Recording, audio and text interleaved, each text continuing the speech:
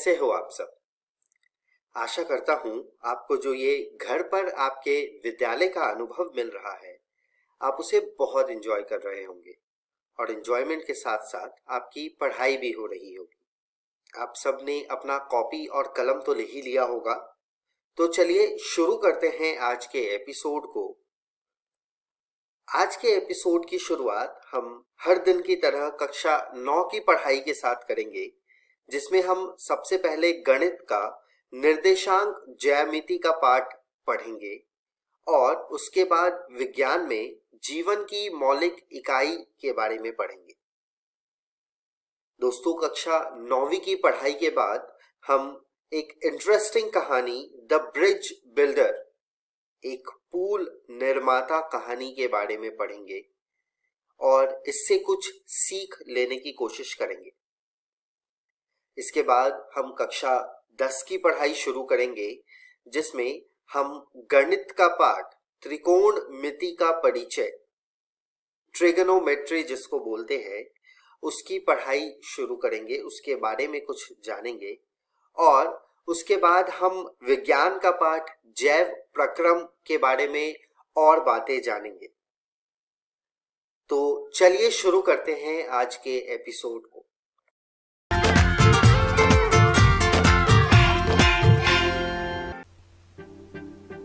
नमस्कार दोस्तों, आज हम कक्षा 9वीं के गणित का पाठ 3 पढ़ने वाले हैं, जिसका नाम है निर्देशांक ज्यामिति।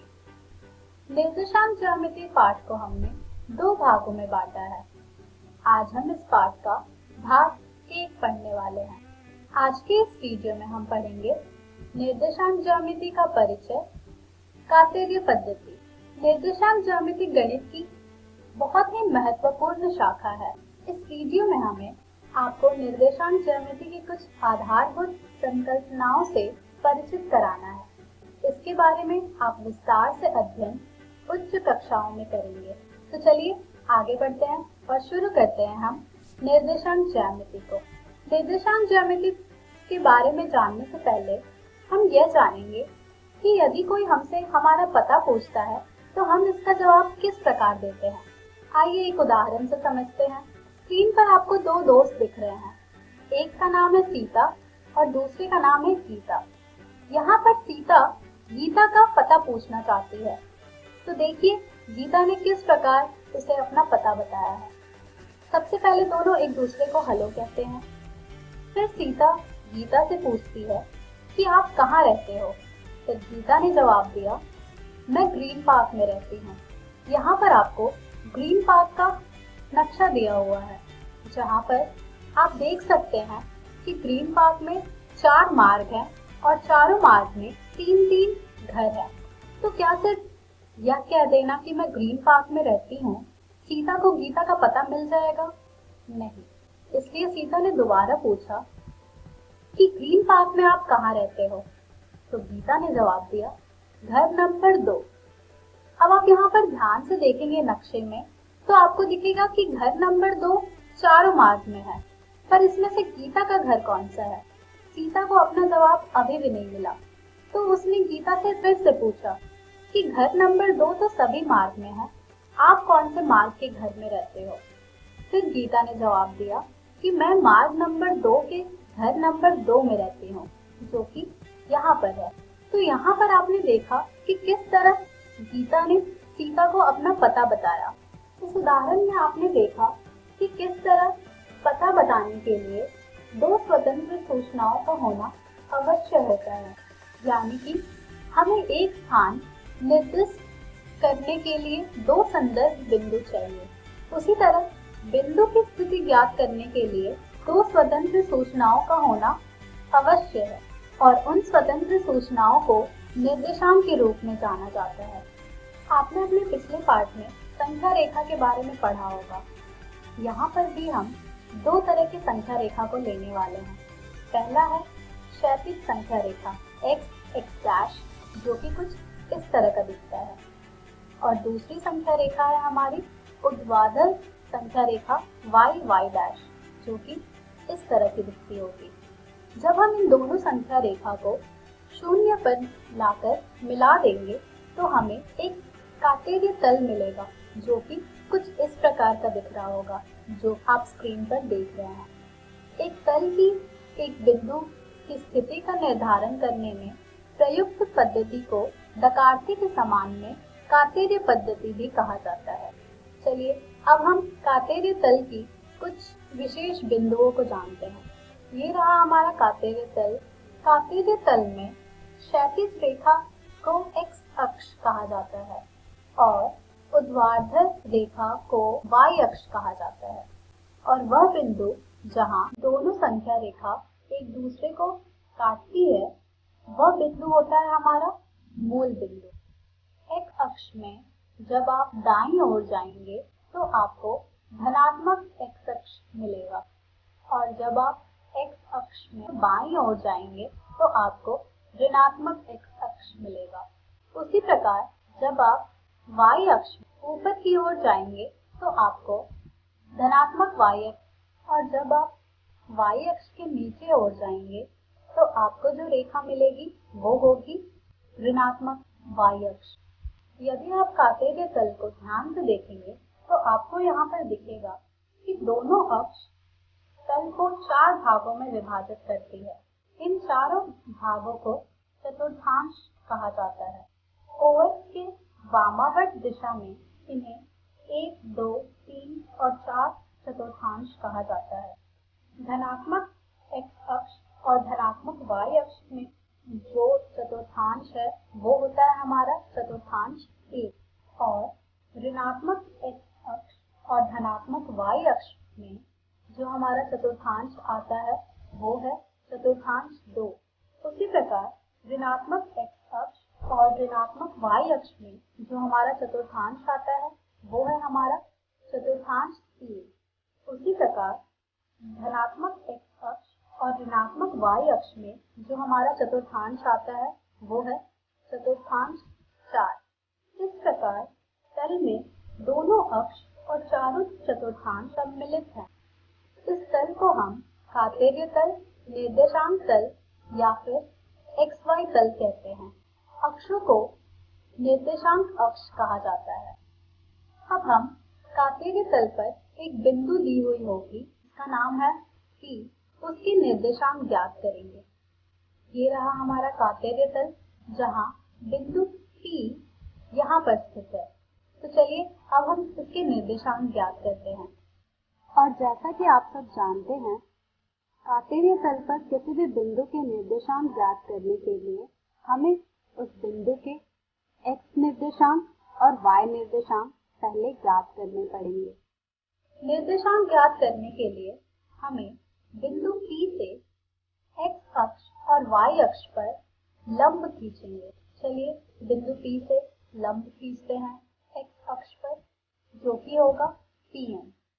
उसी तरह अब हम बिंदु P से लंब खींचेंगे y अक्ष पर, जो कि होगा Pn।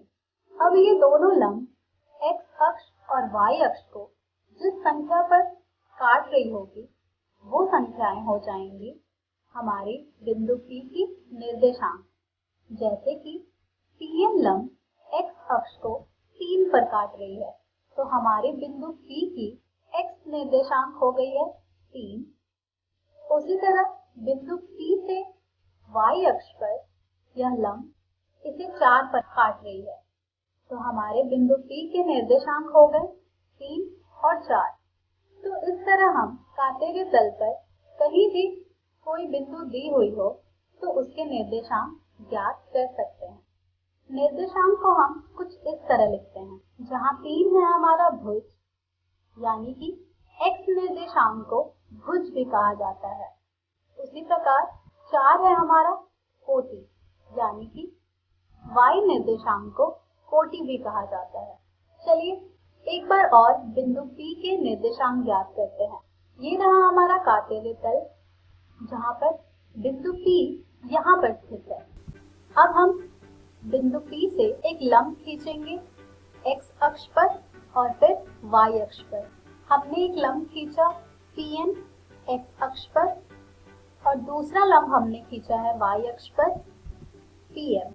Pn लंब x अक्ष को -3 पर काट रही है और पीएम लंब y अक्ष को 4 पर काट रही है, यानी कि बिंदु P के निर्देशांक हो गए -3, 4। तो इस तरह हमने एक और बिंदु के निर्देशांक ज्ञात किए। और इसी के साथ हमारे आज की वीडियो समाप्त होती है। आज के इस वीडियो में हमने सीखा निर्देशांक ज्यामिति का परिचय, कार्तेय पद्धति। हम हमारी अगली वीडियो में पढ़ेंगे कार्तेय पद्धति, तल में एक बिंदु आलेखित करना जबकि इसके निर्देशांक दिए हुए हो। धन्यवाद। नमस्कार दोस्तों, अब हम निर्देशांक ज्यामिति के कुछ क्विज़ेस सॉल्व करेंगे। आइए देखते हैं। हमारा पहला प्रश्न है, वह बिंदु जहां दोनों निर्देशांक अक्ष मिलते हैं उसे क्या कहते हैं? हमारे दिए हुए ऑप्शंस हैं भुज, कोटि, मूल बिंदु, चतुर्थांश। दूसरा प्रश्न है हमारा, x निर्देशांक को डैश भी कहा जाता है, जिसके ऑप्शंस हैं भुज, कोटि, मूल बिंदु, चतुर्थांश। तीसरा प्रश्न है हमारा, y निर्देशांक को डैश भी कहा जाता है। पहला ऑप्शन है भुज, दूसरा है कोटि, तीसरा है मूल बिंदु और चौथा है चतुर्थांश। हमारा चौथा प्रश्न है, एक कार्तेय तल में कितने चतुर्थांश होते हैं? हमारे ऑप्शंस हैं 5, 8, 4, 2। हमारा पांचवा प्रश्न है, x अक्ष पर सभी बिंदुओं की कोटि क्या होगी? हमारे ऑप्शंस है 0, 1, धनात्मक 1 या फिर कोई भी संख्या। इन क्विज़ेस के सही उत्तर है, पहले प्रश्न का है सही उत्तर C, दूसरे का है A, तीसरे का है B, चौथे का है C और पांचवे का है A। धन्यवाद।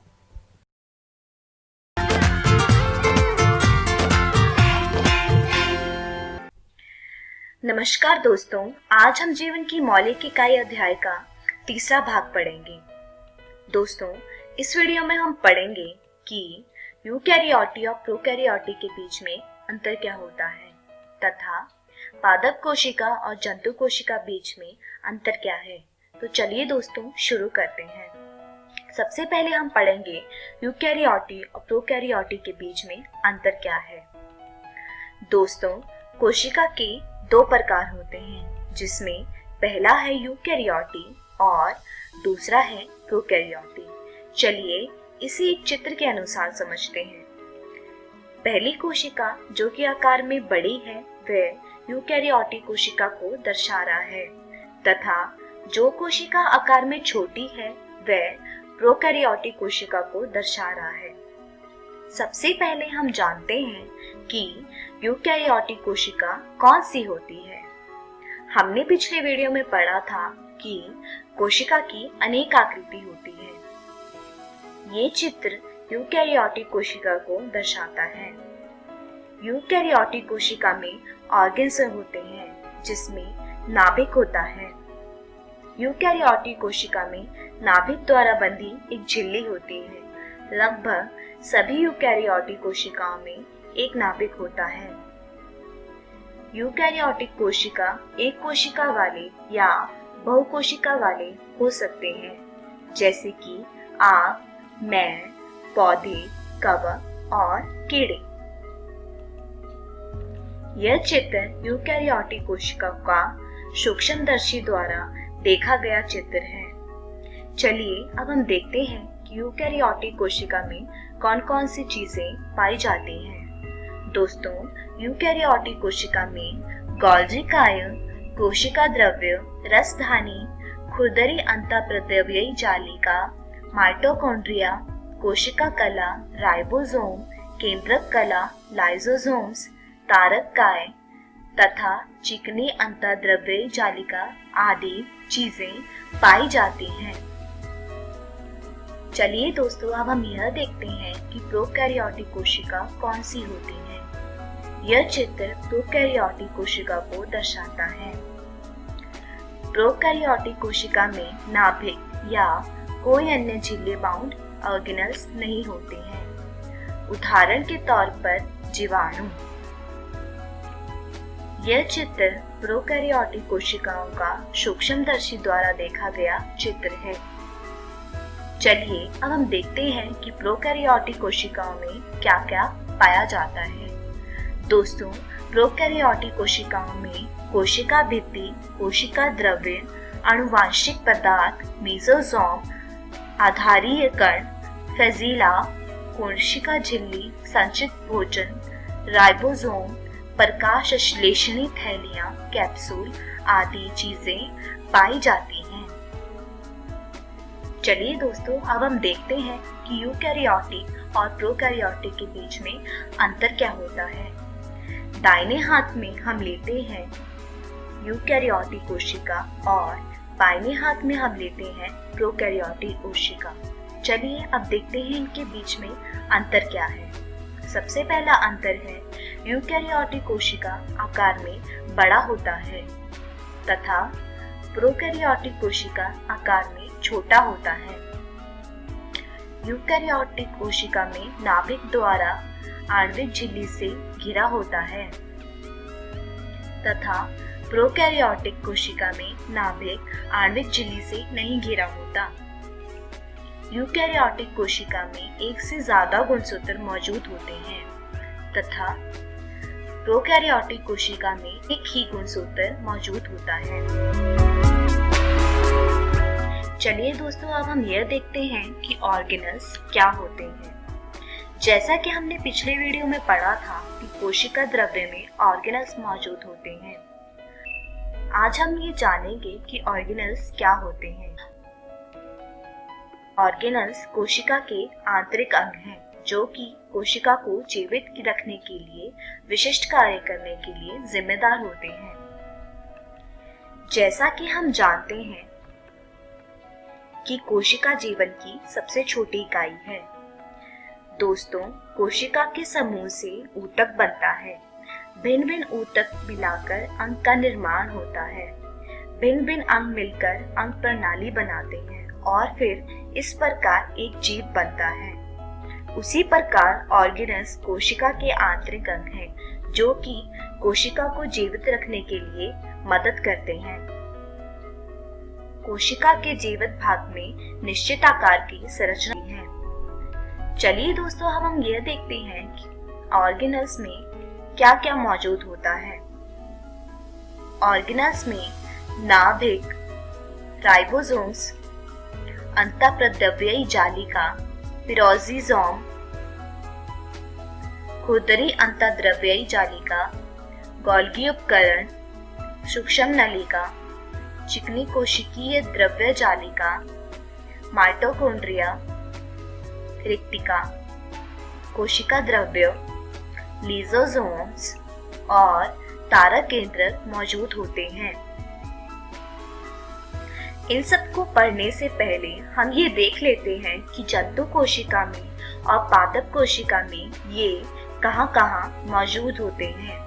पहला चित्र जंतु कोशिका को दर्शाता है जिसमें ये प्लाज्मा झिल्ली, तारक केंद्र, लाइसोसोम, राइबोसोम्स, माइटोकॉन्ड्रिया, खुरदरी अंतःद्रव्ययी जालिका, कोशिका द्रव्य, केंद्रक, केंद्रकीय झिल्ली, चिकनी अंतःद्रव्य जालिका, गोल्गी उपकरण पाए जाते हैं तथा दूसरा चित्र पादप कोशिका को दर्शा रहा है जिसमें चिकनी अंतःद्रव्ययी जालिका, लाइसोसोम, खुरदरी अंतःद्रव्ययी जालिका, हरित लग, गोल्गी उपकरण, केंद्रीय झिल्ली, प्लाज्मा झिल्ली, बाह्य कोशिका, कोशिका भित्ति, माइटोकॉन्ड्रिया, राइबोसोम्स, हरित लवक, कोशिका द्रव्य आदि मौजूद होता है।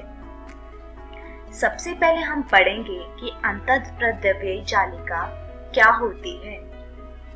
अंतःप्रद्रव्ययी जालिका कोशिका द्रव्य में मौजूद झिल्लियों का एक जाल होता है। ये सिर्फ यूकैरियोटिक कोशिका में ही मौजूद होते हैं।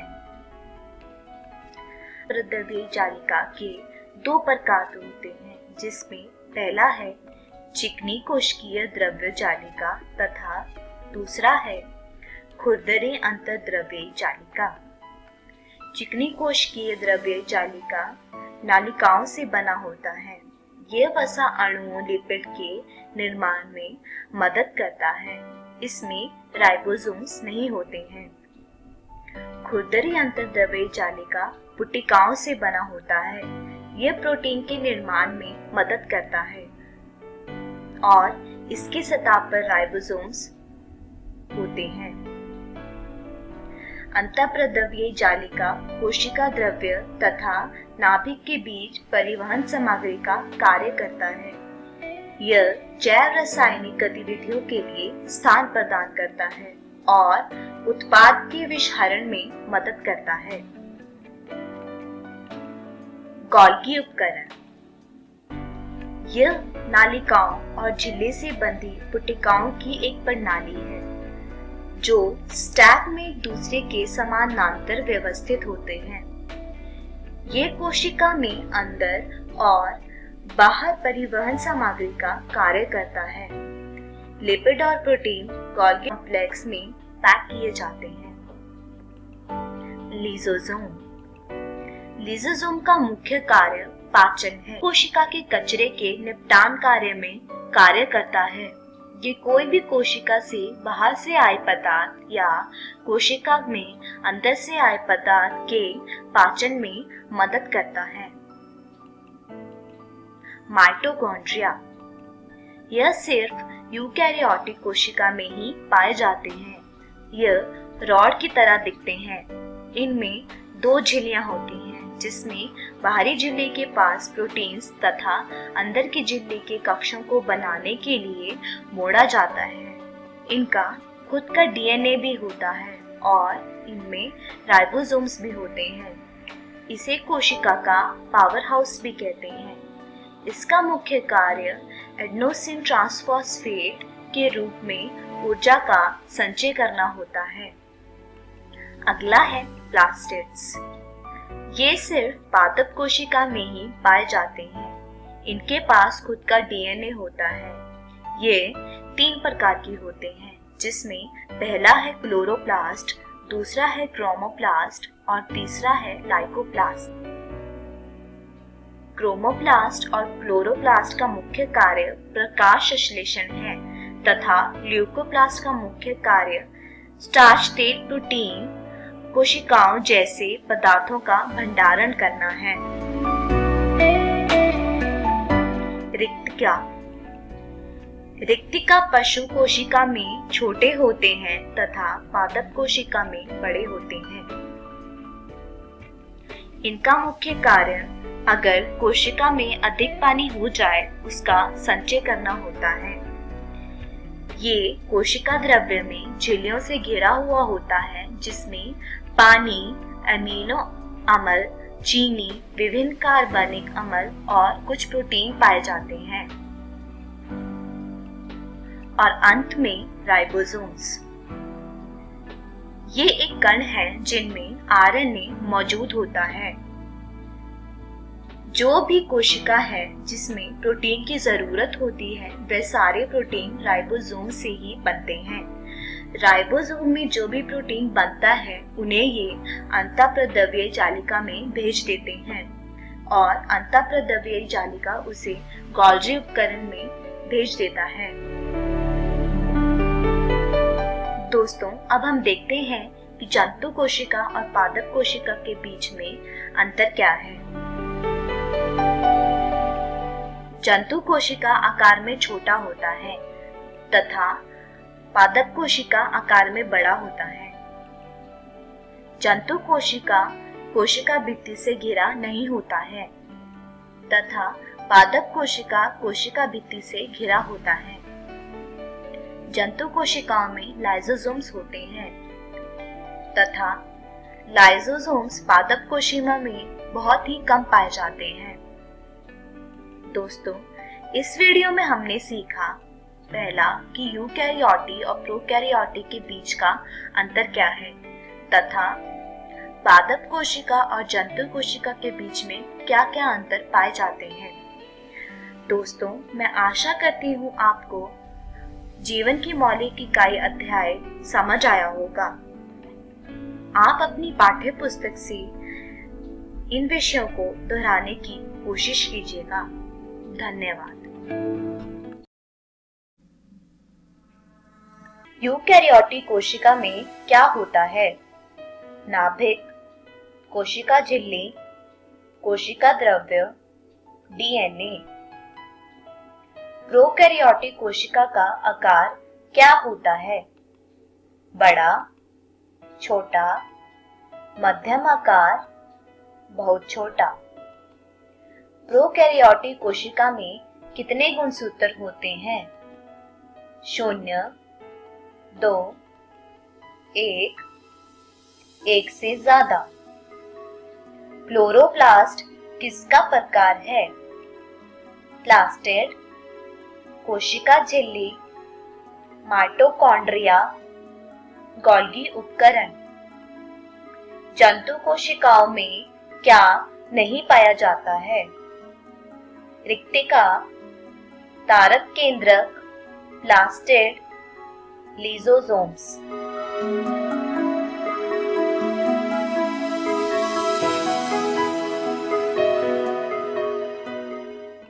हम एक इंटरेस्टिंग कहानी द ब्रिज बिल्डर, एक पुल निर्माता कहानी के बारे में पढ़ेंगे और इससे कुछ सीख लेने की कोशिश करेंगे। पुल निर्माता। बादल गरज रहे थे और मानसून के आने की दस्तक दे रहे थे। गिरीश ने नींद से जागते हुए सोचा कि कितना अच्छा हो अगर उसे स्कूल न जाना पड़े। लेकिन आज स्कूल में एक शिक्षक के तौर पर उसका महत्वपूर्ण दिन था। उसकी हिम्मत नहीं हो रही थी कि वो बिस्तर से उठे और स्कूल की ओर निकल पड़े। ऐसा इसलिए क्योंकि हर साल की तरह इस साल भी उसके स्कूल की ओर जाती सड़कों पर गंगा नदी का पानी भर गया था।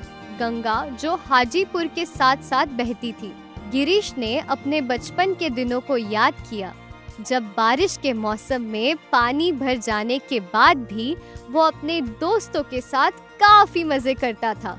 जब उसे अपने भविष्य की चिंता नहीं थी, बल्कि केले के पेड़ के पास पड़े डिब्बों में बैठकर वो अपनी छोटी सी नाव बना लेता था। अब सालों के बाद वो इंजीनियर बन चुका था। उसे अपने जवानी के वे दिन याद आ रहे थे जब बाढ़ का पानी इलाके में भर जाने की वजह से काफी संघर्ष करना पड़ता था। ऐसे में कई बार उसे स्कूल पहुंचने में दिक्कत होती थी या कई बार तो स्कूल बंद ही हो जाता था। अब वो कामयाब था, लेकिन वो समझ सकता था कि अभी भी बच्चों को स्कूल जाने में वही समस्याएं हो रही थी। उसका कस्बा अभी भी काफी पिछड़ा हुआ था। वहाँ पर अभी भी केले की खेती से बचा हुआ कचरा पड़ा हुआ था। उसने सोचा अगर वो इसके जरिए पानी में तैर सकता था तो क्यों नहीं, सभी लोगों के लिए ऐसा कुछ किया जा सकता है। उसका मतलब सिर्फ मामूली डिब्बों से नहीं था, बल्कि केले के डिब्बों से बने डिब्बों से था। गिरीश ने अपना नोटपैड निकाला और उस पर एक डिजाइन बनाया। उसने फैसला किया कि वो अपने कस्बे के बच्चों के लिए एक पुल बनाएगा ताकि बाढ़ के दिनों में वे स्कूल जा सके, खासकर ऐसे दिनों में जब नदियाँ खतरे के निशान से ऊपर बह रही हो या फिर सड़कों पर पानी भरा हुआ हो। वो अपनी जन्मभूमि पहुंचा जो उसे बुला रही थी। उसने अपने इलाके के लोगों को बुलाया और उन्हें अपनी योजना बताई। साथ ही ये भी बताया कि वो कैसे इस समस्या का समाधान निकालने का सोच रहा है। अच्छी बात ये थी कि सभी स्थानीय कारीगरों, मजदूरों, शिल्पकारों, चीजें बनाने वालों ने उसकी मदद करने का वादा किया। इस तरह शुरुआत हुई एक अभियान की, केले के पेड़ के डिब्बों से बनने वाला पुल। आप समझ गए होंगे कि गिरीश एक उद्यमी है। उसने एक साथ कई समस्याओं का समाधान कर दिया है। जैसे लोगों को नदी पार करवाना ताकि वो व्यापार कर सके, स्कूल जा सके, खरीदारी कर सके, अपने रिश्तेदारों को मिल सके, डॉक्टर को मिल सके, वोट देने जा सके इत्यादि। हर रोज की छोटी बड़ी जरूरतों को पूरा कर सके, जिनकी सूची काफी लंबी है। जब आप लोगों से जुड़ते हैं तो कई समाधान निकलते हैं। आप जहां रहते हैं अपने आसपास देखिए, गौर से सोचिए और बताइए कि आप कौन सी समस्या को सुलझाएंगे ताकि आपके आसपास रहने वालों को फायदा हो। आप उस समस्या के लिए अपने किस कौशल या हुनर का इस्तेमाल करेंगे जो उस समस्या को सभी के लिए हमेशा के लिए जड़ से मिटा देगा। द ब्रिज बिल्डर, पुल निर्माता का अभ्यास आप 4-4 का दल बनाकर पूरा करेंगे। पहला भाग, सबसे पहले आपको एक खेल खेलना है जिसके द्वारा आप डिमांड एंड सप्लाई अथवा मांग और पूर्ति के बारे में सीखेंगे। खेल का नाम है मैंगो मैडनेस। वो खेलने के बाद हमें बताए कि आपने ये खेल से क्या सीखा। दूसरा भाग, अब इस पसंदीदा आम खेल को अपने वास्तविक जीवन में खेलें।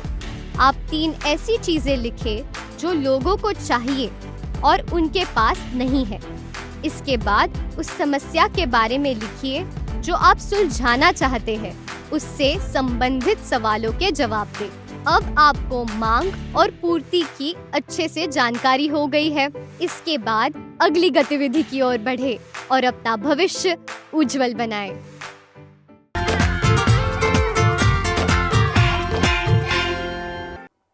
नमस्कार दोस्तों, आज की वीडियो में हम पढ़ेंगे त्रिकोणमिति का परिचय पार्ट 2। पार्ट 1 में हमने त्रिकोणमिति का इंट्रोडक्शन यानी भूमिका पढ़ा था। उसी के साथ हमने त्रिकोणमिति के 6 अनुपातों के बारे में पढ़ा था। इस वीडियो में हम त्रिकोणमितीय अनुपात पे बेस्ड कुछ प्रैक्टिस क्वेश्चंस करेंगे। चलिए देखते हैं पहला उदाहरण। यदि tan A बराबर में 4/3 है तो कोण A के अन्य त्रिकोणमितीय अनुपात ज्ञात कीजिए। चलिए हल देखते हैं। सबसे पहले एक समकोण त्रिभुज ABC की रचना करें। अब हम जानते हैं कि tan A बराबर में 4/3 है और आप ये भी जानते हैं कि tan A बराबर में लंब बटे आधार होता है, यानी ये बराबर होगा BC बटे में AB के। अब यदि BC बराबर में 4K है तो AB बराबर में 3K होगा, जहां K एक धन संख्या है। अब हम इसमें पाइथागोरस प्रमेय का प्रयोग करेंगे AC ज्ञात करने के लिए। तो पाइथागोरस प्रमेय से AC का वर्ग बराबर है AB का वर्ग जमा BC का वर्ग। अब हम यहाँ पर AB और BC का मान रखेंगे तो ये आएगा 4K का वर्ग जमा 3K का वर्ग। इसको हल करेंगे तो 4K का वर्ग होगा 16K वर्ग जमा में 9K वर्ग।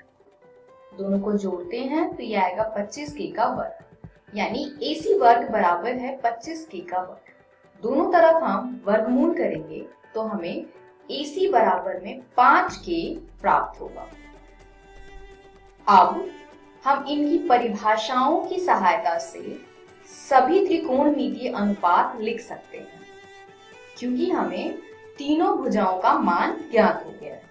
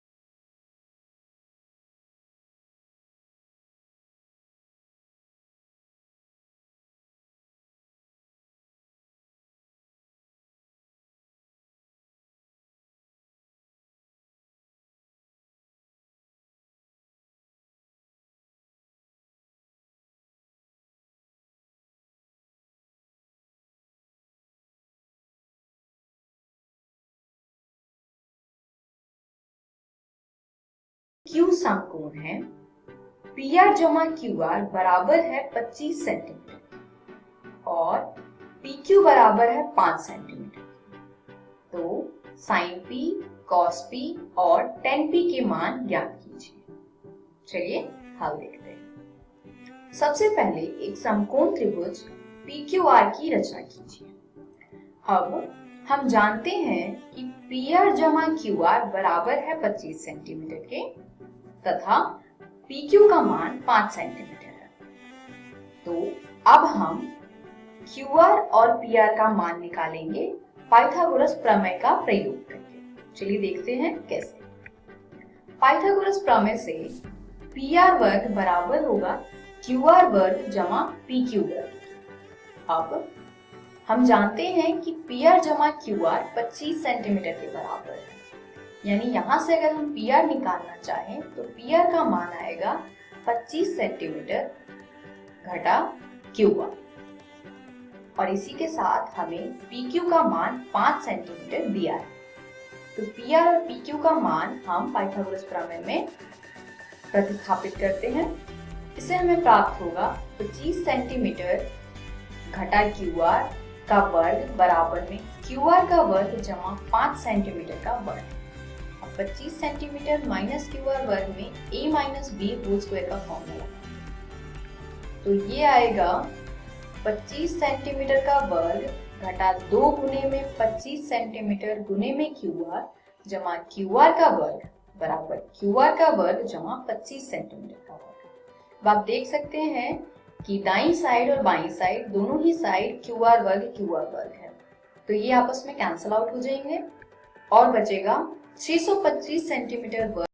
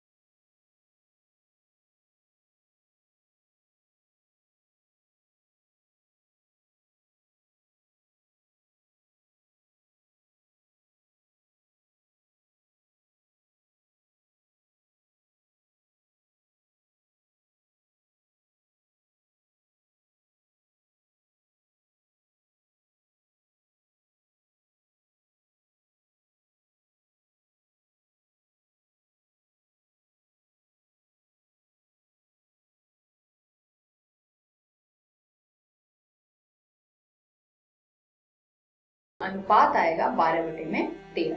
इसी प्रकार cos P बराबर है आधार बटे में कर्ण। यहाँ आधार है PQ तथा कर्ण है PR। तो PQ का मान है 5 सेंटीमीटर और PR का मान है 13 सेंटीमीटर। तो cos P बराबर आएगा 5 सेंटीमीटर बटे में 13 सेंटीमीटर, यानी अनुपात होगा 5/13। तीसरा हमें निकालना है tan P। तो tan P का सूत्र क्या होता है? लंब बटे में आधार। लंब है QR तथा आधार है PQ। QR का मान 12 सेंटीमीटर और PQ का मान 5 सेंटीमीटर। तो tan P आएगा 12 सेंटीमीटर बटे में 5 सेंटीमीटर, यानी tan P का अनुपात है 12/5। तो हमने 2 उदाहरण किए हैं।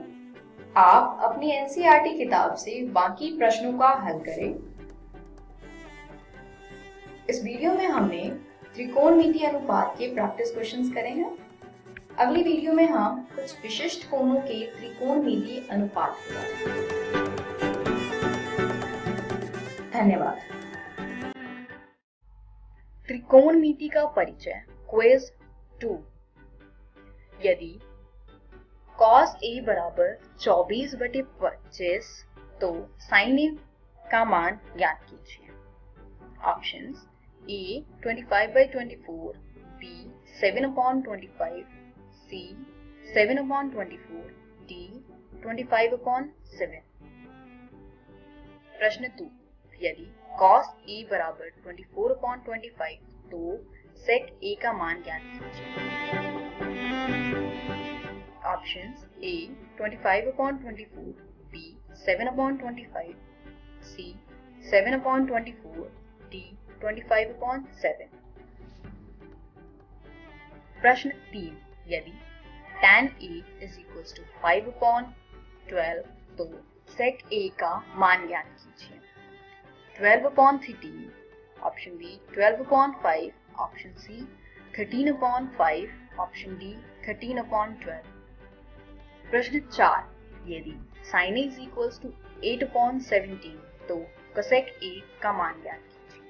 ऑप्शन 17/15, 17/8, 15/17, 15/8। यदि sin A = 8/17 तो cot A का मान ज्ञात कीजिए। ऑप्शन 8/15, 17/18, 15/8, 15/17। करेक्ट आंसर्स यानी सही उत्तर। प्रश्न 1 B, प्रश्न 2 A, प्रश्न 3 D, प्रश्न 4 B, प्रश्न 5 C।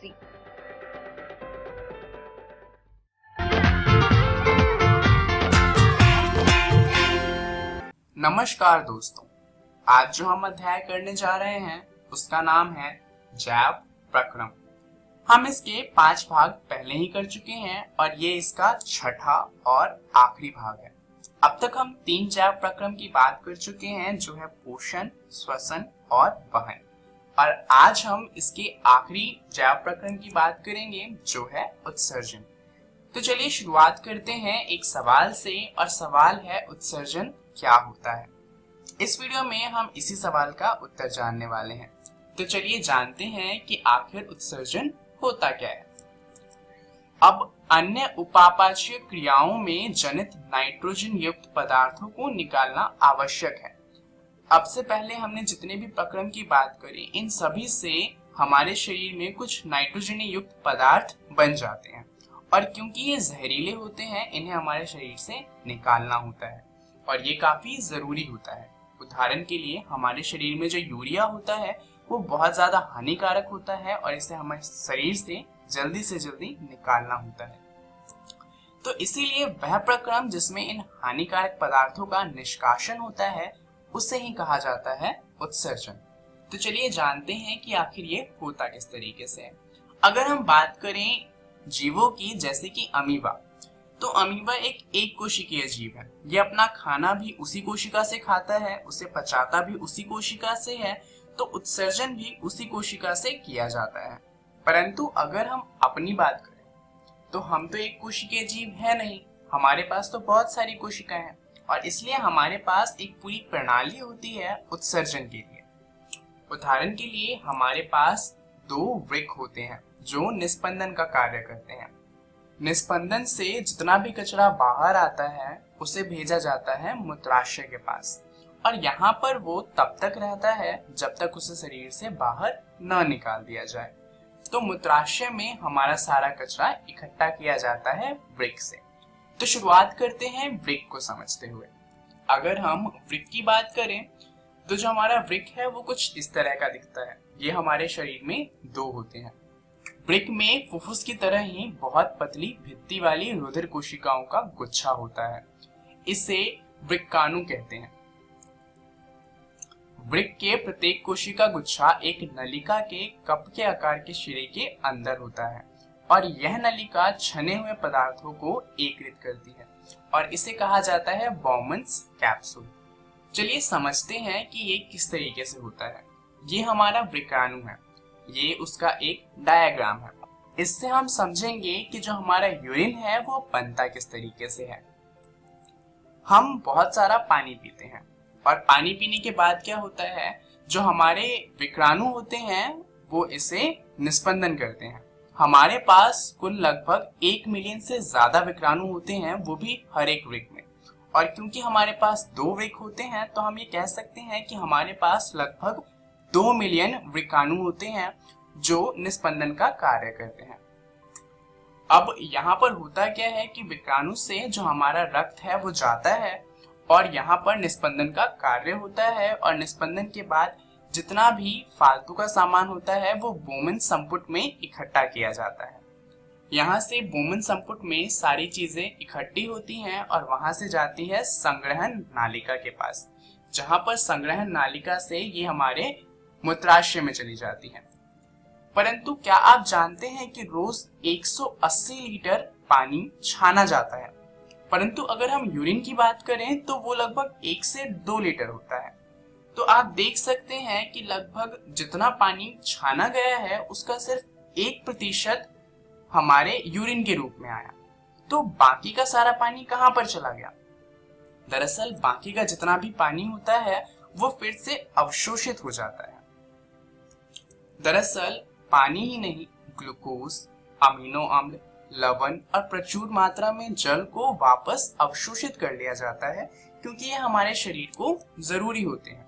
और क्योंकि ये हमें वापस चाहिए होते हैं और ये हमारे लिए कोई वेस्ट मटेरियल यानी कि कोई कचरा नहीं है, इसलिए इन्हें वापस इकट्ठा कर लिया जाता है। तो आखिर चलिए अब बात करते हैं कि पौधों में ये किस तरीके से होता है, यानी कि पौधों में जो अपशिष्ट पदार्थ होते हैं उनका उत्सर्जन किस तरीके से किया जाता है। दरअसल पौधों के पास कोई प्रणाली नहीं होती, परंतु उनके पास बहुत सारे तरीके होते हैं जो अपना अपशिष्ट है उसका उत्सर्जन करने के। चलिए जानते हैं कि ये सारे तरीके कौन कौन से हैं। दरअसल अगर हम पौधों की बात करें तो वो कई रूपों में अवशिष्ट को उत्सर्जित करते हैं। उदाहरण के लिए वो पत्तियों से पानी का उत्सर्जन करते हैं। उसके अलावा उन्हें जो चीजें नहीं चाहिए होती वो उन्हें अपने फलों में डाल देते हैं। अब आपको शायद लगता होगा कि फलों में जितने भी न्यूट्रिएंट्स, जितने भी पोषक तत्व होते हैं वो सब पेड़ पौधे हमारे लिए फलों में डालते हैं, परंतु ऐसा नहीं है। पौधों को तो हमारा पता भी नहीं होता। दरअसल पौधों के लिए ये जितने भी न्यूट्रिएंट्स, जितने भी पोषक तत्व होते हैं वो किसी काम के नहीं होते और उन्हें इसे निकालना होता है। और क्योंकि उनके पास ज्यादा तरीके नहीं है निकालने के लिए, तो उन्हें जितने भी तरीके मिलते हैं उन सभी से वो अपने अपशिष्ट को उत्सर्जित करते हैं।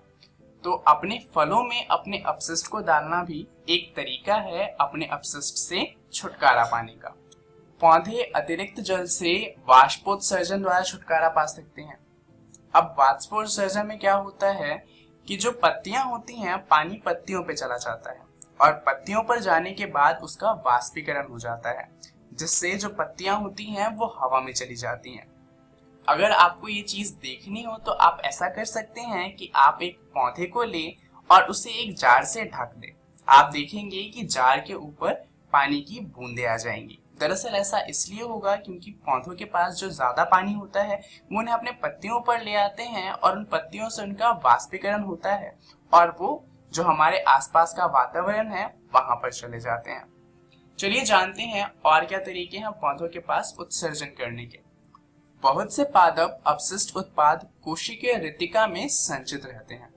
अब जैसा कि हम जानते हैं पौधों के पास जितनी भी कोशिका होती हैं उनमें से ज्यादातर मृत होती हैं और उनका कोई काम नहीं होता। तो पौधे क्या करते हैं, जिन कोशिका का उन्हें कोई काम नहीं होता उनके अंदर अपने अपशिष्ट पदार्थों को जमा करना शुरू कर देते हैं। इससे उनके दो फायदे होते हैं, एक तो उन्हें अपशिष्ट से छुटकारा मिल जाता है और दूसरा उन्हें मजबूती मिलती है। अन्य अपशिष्ट उत्पाद रेजिन तथा गोंद के रूप में विशेष रूपों में पुराने जाइलम में संचित रहते हैं। अब यहाँ पर भी जो पुराने जाइलम है वो कोई काम नहीं करते, क्योंकि जाइलम का काम होता है पानी पहुंचाना और जो पुराने जाइलम होते हैं वो अब पानी नहीं पहुंचा सकते और इसीलिए पौधे इनका इस्तेमाल करते हैं अपने अपशिष्ट पदार्थों को उनमें संचित करने के लिए। इसके अलावा पादप भी कुछ अपशिष्ट पदार्थों को अपने आसपास की मृदा में उत्सर्जित कर देते हैं। तो यहाँ पर होता क्या है कि आप जानते हैं पौधों की जो जड़ें होती हैं वो मिट्टी में बहुत दूर तक होती हैं। तो दरअसल पौधे क्या करते हैं, वो अपनी जड़ों की मदद से जो अपशिष्ट पदार्थ होता है वो अपने आसपास की मिट्टी में छोड़ देते हैं। उसके अलावा पादप अपशिष्ट पदार्थों को अपने पत्तियों में भी उत्सर्जित करते हैं और इसी वजह से जो पत्तियां होती हैं वो पहले हरी होती हैं और धीरे धीरे पीली हो जाती हैं और गिर जाती हैं, क्योंकि पहले उनके अंदर क्लोरोफिल होता है और वो प्रकाश संश्लेषण करती हैं। जब वो प्रकाश संश्लेषण नहीं कर सकती तब उनके अंदर पादप अपने अपशिष्ट डालना शुरू कर देते हैं और जब वो भर जाती हैं तो उन्हें गिरा देते हैं। तो चलिए जानते हैं इस वीडियो में हमने क्या सीखा। हमने सीखा एक जैव प्रक्रम जिसका नाम है उत्सर्जन। अब इसके बारे में आप अपनी एनसीईआरटी के बुक का जैव प्रक्रम वाला अध्याय जरूर पढ़िएगा, जिसके अंदर आपको पढ़ना है उत्सर्जन और मानव में उत्सर्जन, और इसके बाद आपको पढ़ना है पादप में उत्सर्जन। इससे आपको ये पूरा अध्याय और अच्छे से क्लियर हो जाएगा। इस वीडियो के लिए इतना ही। धन्यवाद।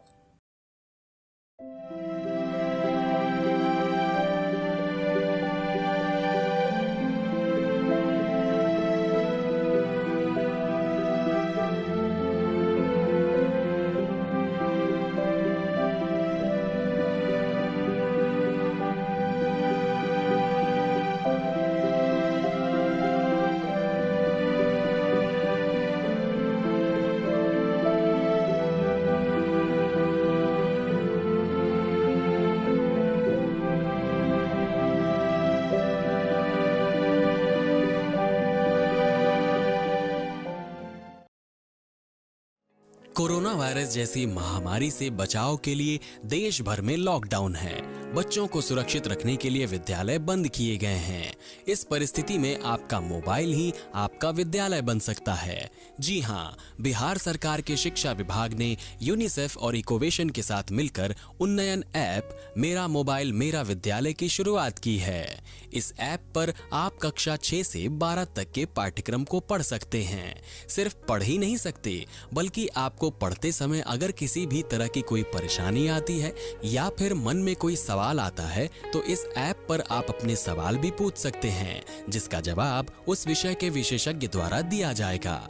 तो प्ले स्टोर से अभी डाउनलोड करें उन्नयन ऐप मेरा मोबाइल मेरा विद्यालय और अपने मोबाइल से ही अपने विद्यालय का अनुभव पाएं, वो भी बिल्कुल निशुल्क। घर पर रहें, सुरक्षित रहें, स्वस्थ रहें, पढ़ते रहें, आगे बढ़ते रहें, क्योंकि चाहे कोई भी स्थिति हो, शिक्षा हर बच्चे का अधिकार है। बिहार शिक्षा परियोजना की एक पहल। आशा करता हूं कि आज के एपिसोड में पढ़ाए गए पाठ को आप अच्छे तरीके से समझ पाए होंगे और आपके मन में जो भी सवाल आया होगा उसको आपने नोट भी कर लिया होगा। उन सवालों का जवाब आप उन्नयन ऐप पर पूछ सकते हैं, जहां पे आपको आपके ग्लोबल एक्सपर्ट उसी सब्जेक्ट के, उसी विषय के एक्सपर्ट आपका जवाब देंगे।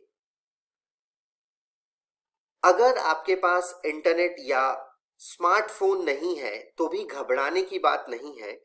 आप स्क्रीन पर दिए गए नंबर पर हमें कॉल भी कर सकते हैं। आपको कॉल पर भी आपके सवालों का जवाब दिया जाएगा। तो नंबर आप नोट कर लीजिए। आप हमें ईमेल भी कर सकते हैं। ईमेल नोट कीजिए biharunnyan@gmail.com। बच्चों, आज के इस एपिसोड का पुनः प्रसारण डीडी बिहार पर संध्या 3:05 से 4 बजे तक आएगा। तो आपको अगर इसी एपिसोड को दोबारा देखना हो तो आप 3:05 पर फिर से डीडी बिहार चैनल खोल के देख सकते हैं। और हर दिन की तरह YouTube पर भी आप मेरा दूरदर्शन मेरा विद्यालय सर्च करके 2 बजे के बाद कभी भी वीडियो को एक्सेस कर सकते हैं। तो बच्चों, मेरा दूरदर्शन मेरा विद्यालय के आज के एपिसोड में इतना ही। मिलते हैं अगले एपिसोड में कुछ और रोचक पाठ, रोचक विषय और काफी इंटरेस्टिंग कहानियों के साथ। तब तक के लिए घर पर रहें, सुरक्षित रहें और पढ़ते रहें। बाय बाय बच्चों।